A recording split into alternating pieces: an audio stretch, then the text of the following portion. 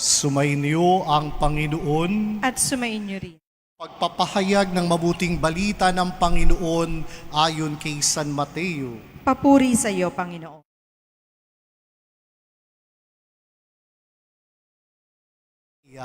Noong kapanahunan ni Haring Herodes, dumating naman sa Jerusalem ang ilang pantas mula silangan at nagtanong-tanong doon, nasaan ang ipinanganak na hari ng mga Hudyo? Nakita namin sa silangan ng kanyang talat na parito kami upang sambahin siya. Nang mabalitaan ito ni Haring Herodes, siya'y naligalig, gayon din ang buong Jerusalem. Kaya tinipon niya ang lahat ng punong serdote at mga eskribati sa Israel at tinanong sa kanila kung saan ipinanganak ang Mesiyas. Sa Bethlehem po ng Judea, tugon nila, ganito ang sinulat ng propeta, at ikaw, Bethlehem, sa lupain ng Huda, ay hindi nga huli sa mga pinaunahing bayans ng Huda, sapagkat sa iyo lilitaw ang isang pinuno na mamamahala sa aking bayang Israel. Nang mabatid ito, lihim na pinatawag ni Herodes sa mga pantas at itinanong kung kailan lumitaw ang tala, at pinaglakad nila sila patungong Bethlehem matapos pagbilina ng ganito. Huwag humayo kayo at inyong hanaping mabuti ang sanggol. Kapag inyong natampuan, ibalita agad nyo sa akin upang ako'y makasamba sa kanya. At lumakad nga ang mga pantas. Muli silang pinangunahan ng talang nakita nila silangan hanggang sumapit ito sa tapat na kinaroonan ng bata. Gayon na lamang ang galak ng pantas nang makita ang tala. Pagpasok sa bahay, nakita nila ang bata sa piling ng kanyang inang si Maria. Lumapit sila't nagpatira at sinamba ang bata. Binuksan nila ang kanilang mga sidlan at inihandog sa kanya ang dala nilang ginto, kamanyang at mira. Nang sila'y pabalik na, sinabi sa kanila ng Diyos sa pamagitan ng panaginip na wag na silang babalik kay Herodes. Kaya nag-iba na sila ng daan pauwi. Ang mabuting balita ng Panginoon.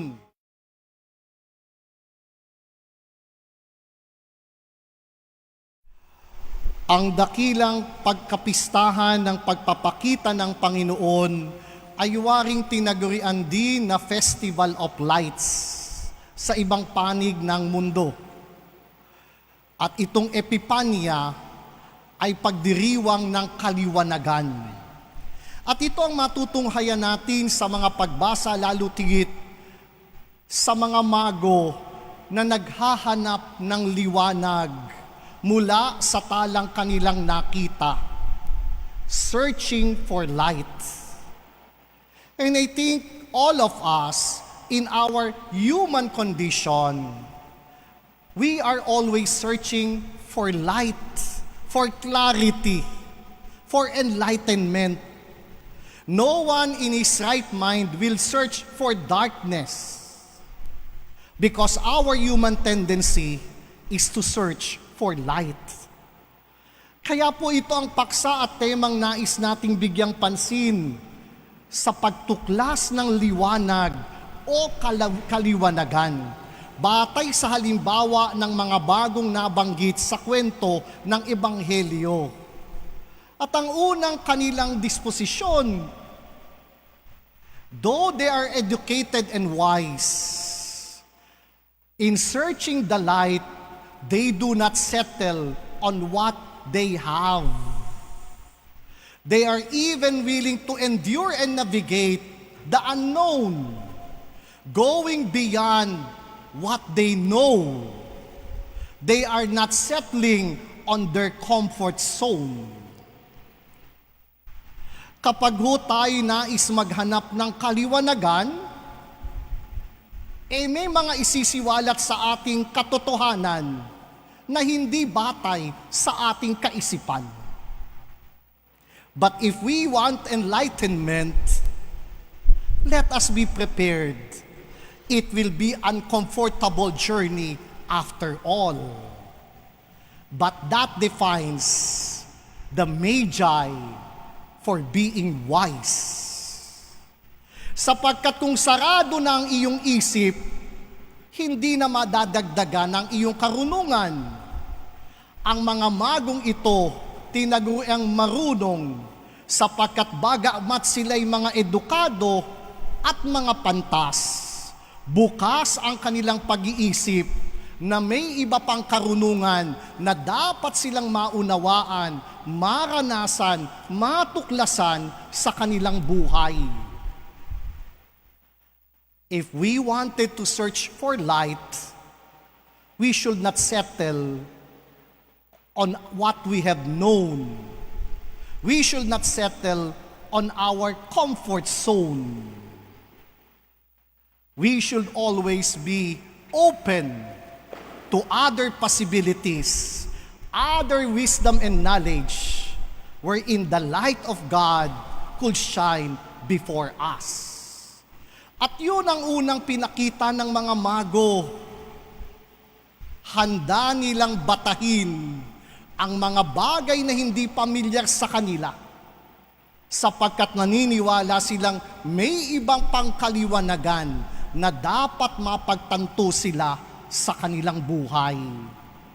Kaya naman, pangalawa, kanino sila pumunta? Dahil hari ang isinilang. Ano ang pinunta nila? Si Herodes. Na alam naman natin ang layunin ng haring ito. But they never stop on Herod. They do not lose their goal in searching for true light. Meaning, they are capable enough to anchor themselves on their vision rather than on the temptation to cling on power and position. Para sa kanila, malinaw ang layunit hangarin nila, kaliwanagan, hindi kapangyarihan o kaya na may posisyon.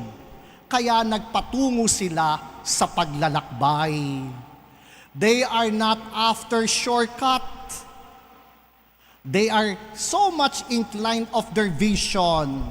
That's why they will not lose their goal. Tayo po nagsisimula ng bagong taon.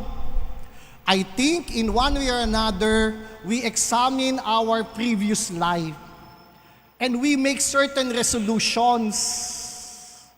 Along the way, we will discover Herod, who is offering a shortcut, but will not have a lasting effect, but rather it will lead us towards our own darkness. For the Magi, they do not lose their goal. They do not lose their vision. They are willing to endure hardship and difficulties in searching for true light. Dahil malinaw sa kanila kung anong hangarit layunin ng kanilang paglalakbay sa kanilang buhay. At ito rin ang tukso natin madalas. Gusto nating maabot ang ating layunin. Pero kapag tayo nahirapan at sinubok na, gagawa tayo ng paraan sa madali na pamamaraan para mataggumpayan at maabot ang hangarin natin sa ating buhay, which in the end is not lasting and enduring. We cling on our influence. We cling on those people in power and authority. We cling on those in position. That's why corruption is happening nowadays. It will not do anything good the more we pull ourselves not to the light but towards darkness. That is the Herod of our lives. Ang mga mago, malinaw sa kanila ang patungo at direksyon. Naghahanap kami ng kaliwanagan at handa naming bagtasin ang paghanap nito kahit na magkaroon ng kahirapan. They have clarity of vision and goal. Kaya naman po sa pagsimula ng bagong taon, do we have a clear vision of how we would like to live our life for the year 2026? Are we willing to endure all the challenges that it entails only to search for light and enlightenment? Pangatlo, na ipinakita rin ng mga mago, they were able to allow themselves to be surprised. And what is the surprise that the Magi encountered upon seeing the child? That they were able to see and meet God in the midst of poverty. Sapagkat nakita nila ang anak ng Diyos na liwanag ng sanlibutan, nakahiga sa sabsaban, somewhat not ideal and perfect location situation, that the Prince of Peace, the light of the world, should be born. They allow themselves to be surprised in encountering God in the littleness, in humility, in silence, in smallness, or even in poverty. They were able to learn that the light of God is very much present, not in greatness, as the world defines it, but the greatness of the light that they adore is in humility, littleness, and poverty. Ganitong uri ng pagsamba ang natuklasan ng mga mago. Ganitong uri ng karunungan ang natanggap nila. At hindi sila nagkamali sa gantong uri ng pananaw, sapagkat panibagong kaliwanagan ang natamasa nila sa piling ni Jesus na nooy nakahiga sa sabsaban. Kaya naman yung pag-aalay na nilang ginto, kamanyang at mira ay tugon lamang sa pagkilala ng panibagong kaliwanagan na ibinunyag sa kanila na ang kadakila ay masusumpungan, maging sa kaliitan, kababaan, karukaan at kawalan. Doon natin makikita ang liwanag at katotohanan ng ating buhay. Unlike what the scribes and the Pharisees, who are so indifferent, they already know the scripture and where the child will be born, but it does not matter to them. Kaya wala silang pakialam. Naroon ng liwanag, alam naman pala lang sa Bethlehem, wala silang pakialam, tuloy lang ang buhay. Ito namang si Herodes, dahil nga may bagong haring isinilang, ano ang naramdaman? Takot at pangamba na marahil may hahalili sa kanya. Kaya ano ang naging bunga at reaksyon ni Herodes? Pinaslang ang mga sanggol na walang kamamuang-muang, dahilan sa hindi nila pagtuklas sa tunay na kaliwanagan at nabulag na lang siya sa paniniwala at pananalig na kanyang taglay. Look how indifference will allow us to stay in darkness. Look at how indifference will lead towards murder. Kitang-kita natin ang kawalang pakikisangkot at pakikialam ay hahantong sa pagdurusa, maging pagpatay sa mga taong wala namang kamuang-muang dahil walang nais makisangkot, makibahagit, makialam sa isinilang na kaliwanagan. Binabaliwala nila sapagkat alam nilang gagambalain ito ang kanilang kinasanayan at babaguhin ito at ibubunyag ang makasalanan nilang buhay. In searching for the light, the Magi would like to enlighten us. Let us continue our journey not on the comfortable zone of life, but even to those uncomfortable moments. The light of God is very much present there. Secondly, the vision, the goal, the star that guide their way. Let us not lose track towards the light. If ever there will be herod along the way, we negate them, but rather focus on our vision. I want to find and live in the light of Christ. And thirdly, let us discover greatness. Not in being popular, not in being wealthy, not in being rich.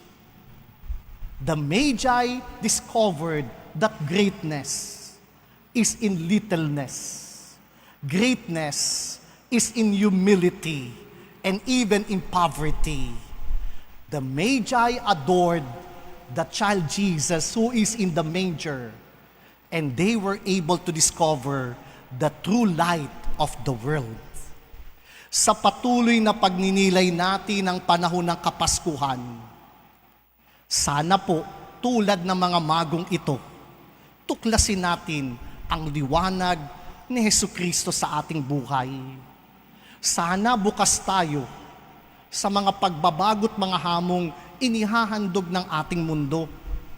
Sana po ang mga tala na pumapatnubay sa ating buhay, huwag nating baliwalit ipagpalit kay Herodes na ang handog ay waring kaluwagan, subalit pagpapahirap naman ang kahahantungan sa pangkalahatan. At panghuli, masupresa tayo tulad ng mga mago na ang liwanag ni Hesukristo ay nasa mga maliliit, nasa mga mabababa, nasa mga dukha, at sa pamagitan noon, makita nawa natin si Jesus na tunay na liwanag ng buhay ng bawat isang tao.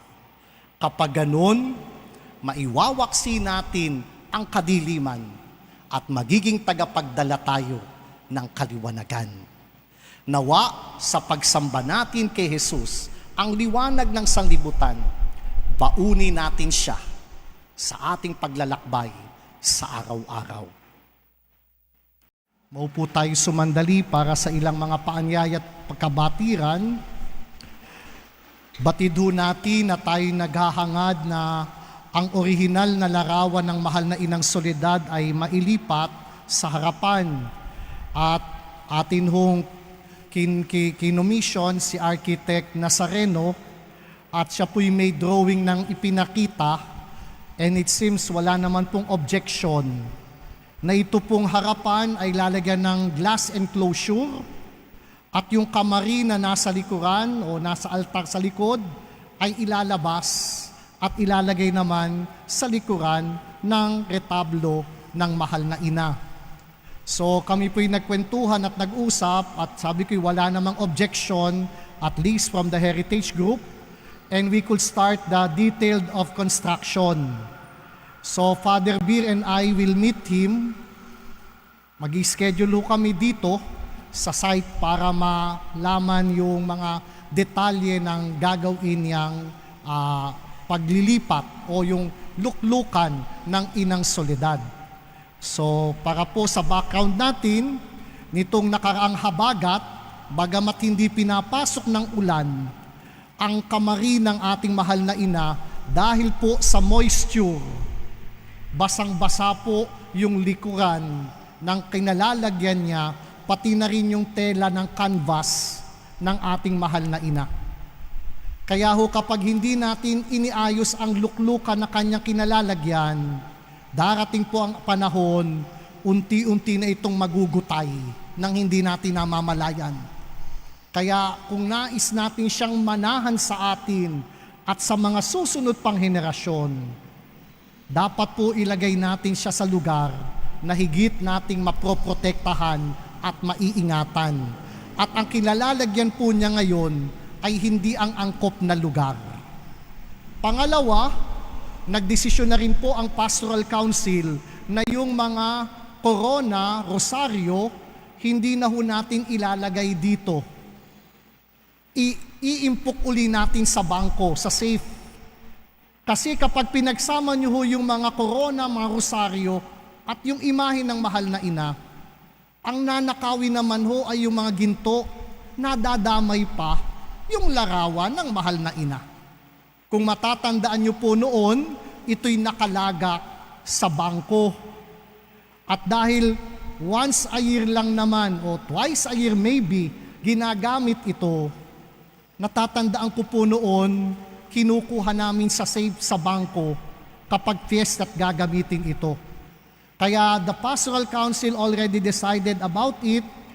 Sumangguni na po ako sa Metrobank at iprepresent ko po ang position paper kay Bishop para kung ililipat na po, ilalagak na uli natin sa bangko ang korona niya, ang mga rosaryo niya, para po malayo sa anumang tukso itong imahe ng ating mahal na ina.